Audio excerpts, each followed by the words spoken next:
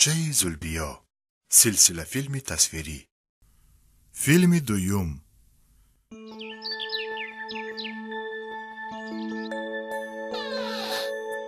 سلام منیژا. سلام بیژن. تو با سوال جواب یافتی؟ با کدام سوال؟ allaqay فراموش کردی. ما سیمور را زور گفتیم. وی راضی نشد. گفت که از من زورتر هست. از سیمور زورتر کیست؟ با این سوال من جواب یافتم. یافتی؟ از سیمور هم زورتر هست؟ هست. بود است. نیست. سیمرغ با ما شوخی کرد بیژن. میدانی سیمرغ چه خیل پرنده است؟ وی همه چیز را میداند. وی از هیچ چیز و از هیچ کس نمیترسد. وی اگر خواهد به نزد آفتاب پریده رفته میآید. پر و بالش نمیسوزد. با وجود این از سیمرغ هم بزرگتر بود است. من این را از فیلم تصویری از همه زور فهمیدم. حاضر این فیلم را به تو نشان میدهم. بود نبود. در یک زمان در یک مکان یک خرگوشک بود. وی خانه گرمکک و جایگاه نرمکک و انبارچه پوری غذا داشت.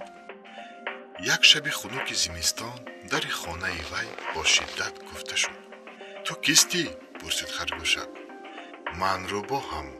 آواز آمد از بیرون. در را گشا کمتر گرم شوم. خانه من برای 3 کس تنگ است. من مهمان دارم. گفت خرگوشک. کیست مهمانی تو؟ بگو که زودتر برآمده رود وگرنه خودی حاضر در آمده او را میخورم. دوغ زد روباه. های آهسته تر روباه جان. مهمانی من نشنوند. مهمانی من گرگم. گرگ جواب داد خرگوشک. روباه نام گرگ را شنیده راهی گریز را پیش گرفت. اما دیر نگذشته در خانه خرگوشک دوباره گفته شد. تو کیستی؟ پرسید خرگوشک. من گرگم. آواز آمد از بیرون. در را گشا کمتر گرم شوم. خانه من برای 3 کس تنگ است. من مهمان دارم. گفت خرگوشک. کیست مهمانی تو؟ بگو که زودتر برآمده رود وگرنه خودی حاضر در آمده او را میخورم. دوغ زد گرگ. های آهسته تر گرگکا. مهمان نشنوند. مهمانی من پلنگند. پلنگ. گرگ نام پلنگ را شنیده راهی گریز را پیش گرفت. اما دیر نگذشته در خانه خرگوشک دوباره گفته شد. تو کیستی؟ پرسید خرگوشک. من پلنگم. در را گشا کمتر گرم شوم. خانه من برای 3 کس تنگ است. من مهمان دارم. گفت خرگوشک. کیست مهمانی تو؟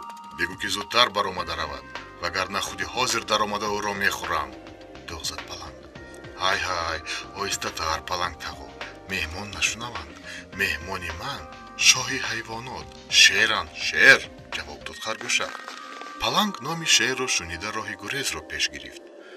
خواه باور کنید خواه نه به زودی در خانه خرگوشک باری 4 گفته شد. تو کیستی؟ پرسید خرگوشک. من شیرم. آواز آمد از بیرون. در را گشا کمتر گرم شوم. خانه من برای 3 کس تنگ است. من مهمان دارم. گفت خرگوشک. کیست مهمانی تو؟ بگو که زودتر برآمده رود وگرنه خودی حاضر در آمده او را میخورم. های آهسته تر شیرمک. مهمان نشنوند. مهمانی من آدم است. آدم. شیر نام آدم را شنیده راه گریز را پیش گرفت. خرگوشک از حیله یافته‌اش به ذوق آمده دور و دراز خندید. بعد با تنتنه به خود گفت. در روی زمین از من داناتر و از من زورتر جاندار نیست.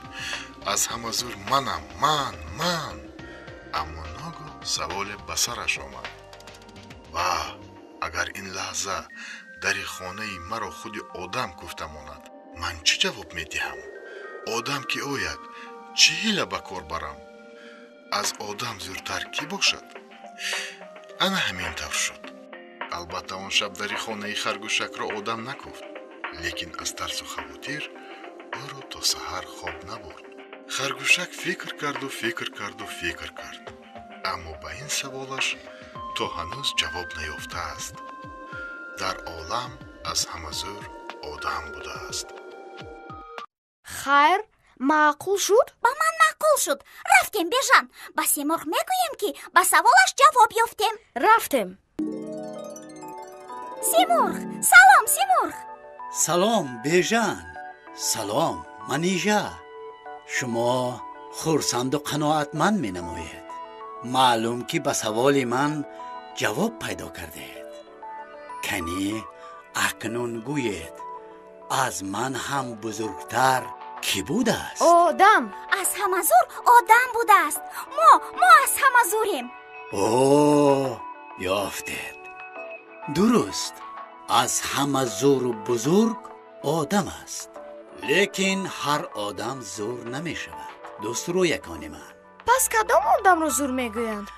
ана ба ҳамин савол ҳам аввал худатон ҷавоб пайдо кунед. аз куҷо ҷавоб пайдо кунем? ҷӯянда ёбанда аст. аз ҳама ҷо ва аз ҳама кас. Рост гуфти Симург. ҷӯянда ё банда аст. мо ба як савол ҷавоб пайдо кардем, ба инаш ҳам ҷавоб меёбем. бежан, ҳозир рафта бобоямро мепурсем. бибию бобоям имрӯз дар хонаи шумо меҳмонанд ку. ба саволи мо албатта ҷавоб медиҳанд. Рафтем манижа. шумо ба саволи Симург ҷавоб ёфтед? ёфтем вафодор. аз ҳама зур одам будааст. лекин як саволи дигар пайдо шуд. чӣ хел савол? ҳозир мефаҳмӣ. ассалом бобоҷон. ассалом бибиҷон. وعلیکم بر سلام شیرین نکنی من. اینقدر شما سراسیمه دستوری کنی بیبی. خوب دو توس کردید. не бибиҷон, мо ба як савол ҷавоб ҷустуҷӯ дорем. کنی سوالتون رو شنویم. бобоҷон, дар олам аз ҳама зур одам будааст, лекин ҳар одамро бузург намегуфтанд. шумо ба мо гӯед ки кадом одам ва чӣ хел одам бузург аст? воқеан саволи аҷоиб. من با دلی پر به سوال شما جواب میدم. آدمی که بسیار کتاب میخواند از همه زور است. ташаккур бобоҷон. کجا میروید؟ سرواسی من نشوید. حالا جواب دوام دارد. чӣ хел давом дорад бобоҷон? لیکن کتاب خواندن کم است. آدمی زور خصلتی بسیار دارد. اول اینکه با سواد است، یعنی کتاب میخواند. کتاب دانش میدهد. دانش که پیدا شد آدم کسب میآموزد. صاحب کسب که شد بیکار نمیماند. گفتند کو дар олам ҳар касе бекор гардад, ба чашми аҳли олам хор гардад. انا باز بیبیتون رو پرسید. وای این جواب را پورتر میکند. هر کس این سوال رو به شما گفته است زیرک و دانا بوده است. آدمی زر همان است که کتاب خوانده، سواد و آداب گرفته است.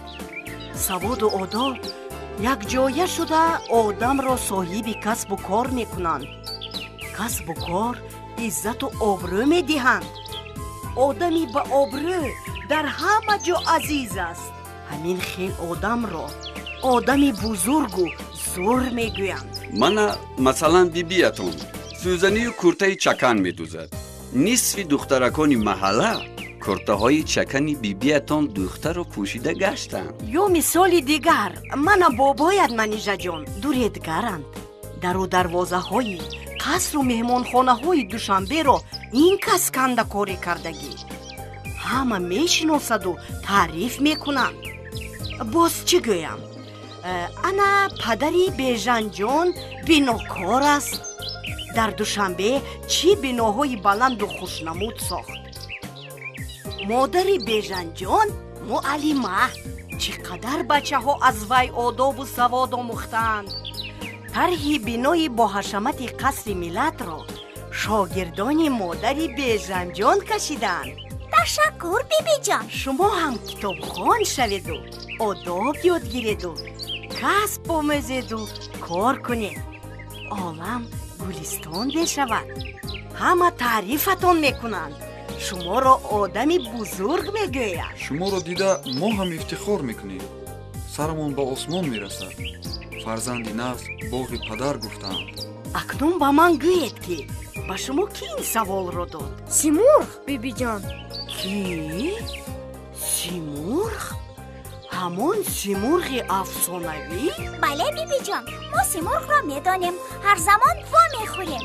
чилнағз симурғ дӯсти шумо шуда бошад? хушбахту доно, одами ҳақиқию бузург мешавед набераҳои ширин. симурғ паррандаи доною ҳаким аст. дар лаҳзаи душвор пайдо шуда ба одамон ёрӣ мерасонад, мушкилашонро осон мекунад, ба саволашон ҷавоб медиҳад, лозим шавад ба худ савор карда ба ҷойҳои дур бурда тамошо медиҳад. ҳар ки симурғро бубинад, албатта хурсанду хушбахт мешавад. бачаҳои азиз, шумо боз бо чанд қаҳрамони сандуқчаи зулбиё шинос шудед. мин баъд ҳам бо бежану манижа ба тамошои шаҳру деҳоти тоҷикистони азизамон мебароед. ба кишварҳои дигар меравед, илму дониш меомӯзед, ақлу одоб ёд мегиред. шоҳиди садҳо ҳодисаву воқеа мешавед. ба даҳҳо саволи худ ҷавоб пайдо мекунед. яъне одами бузург шуда ба халқу ватан хизмат мекунед.